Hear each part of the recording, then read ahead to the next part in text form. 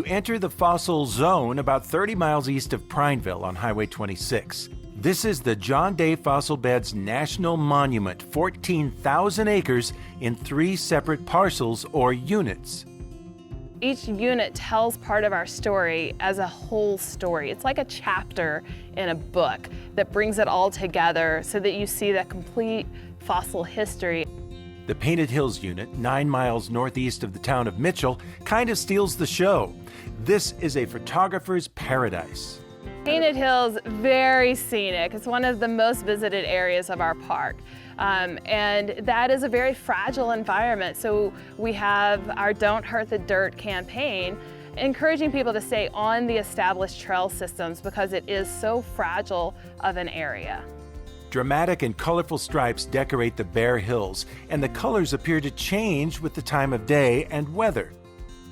Take one of the 5 trails to get a closer view. The quarter-mile Painted Cove Trail has a boardwalk over some sections, and it takes you to some colorful close-ups.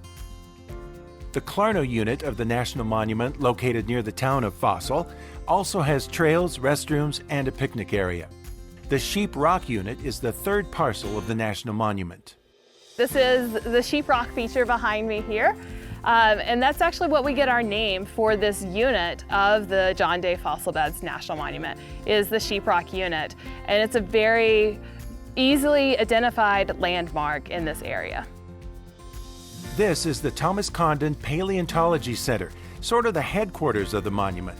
It's located near the intersection of Highway 26 and State Highway 19, a few miles west of the town of Dayville.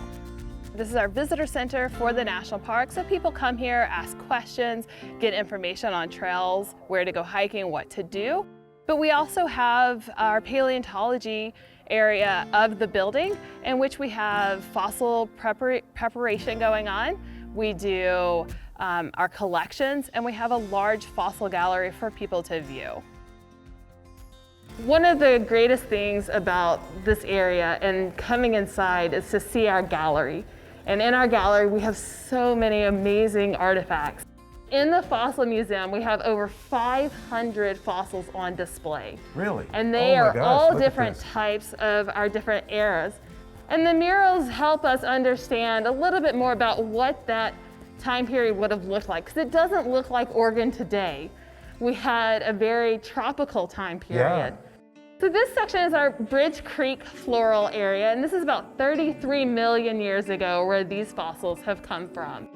And now we're about 29 million years ago when we had animals like the entelodont back there in the corner. That's a little scary looking. It is. It actually, its jaws could open up very much like a crocodile, almost 3 feet. Wow. It kind of looked like, it was a cross between a bear and a pig. Okay. This is our lab, and this kind of a process. In order to then start the process, you do large work taking off that plaster. And as you get down to the finer details, you start coming over and doing really fine detail work over here. And this is using an air scribe to cut away some of those materials. And they could spend probably 400 hours easily on one singular fossil. On one fossil, wow. Yeah. The collection of fossils in our part of the world is an ongoing process, and to see how they prepare them for the museum is a unique experience. Keep in mind, though, that you cannot remove fossils from inside the National Monument. That's a big no-no.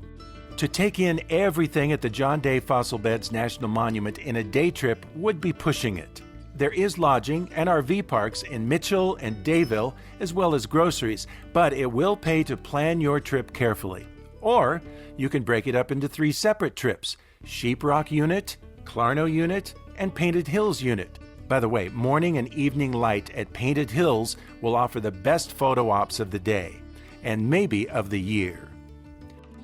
In the John Day Fossil Beds National Monument with cinematographer Cody Rialt, this is Dave Jones for Destination Oregon.